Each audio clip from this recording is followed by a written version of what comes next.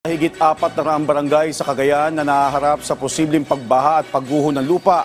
Inalerto na sa gitna ng banta ng Bagyong Marce. Si Dina Villacampa ng Radyo Pilipinas Cagayan sa sentro ng balita.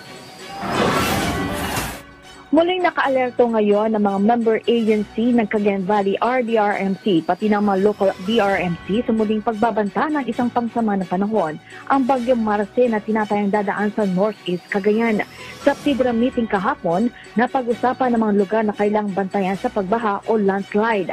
Ayon kay Ago Faril, kinatawan ng MGB Region 2, mayroong 459 barangays na kailangang muling bantayan sa mga bayan na kinabibilangan ng Rizal, Pamplona, Abulug, Baggao, Cataran, Gonzaga, Lalo, Peñablanca, Santa Ana, Apari, Camalaniugan, Alacapan, Ballesteros, Claveria, Sanchez Mira, Santa Praxedes, Alcala, Amulong, Bugay, Calayan, Santa Teresita at Santo Niño, pawang sa lalawigan ng Cagayan.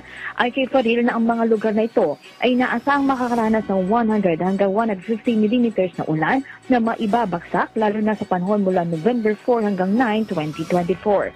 Napag-usapan din ang handaan ng mga response teams na kinabilangan ng DSWD, DILG, DPWH, PGC, PNP, BFP, DICT at mga kinatawan ng 5 PDRMOs ng buong Region 2. Sa kanyang direktiba, pinahanda ni Chair Leon Rafael ng CVRDRMC ang mga evacuation centers, relief goods at response assets, ipatubad muli ang preemptive evacuation, makinig sa advisories at tiyakin ang kaligtasan ng lahat ng nasasakupan ng mga nasa LGU.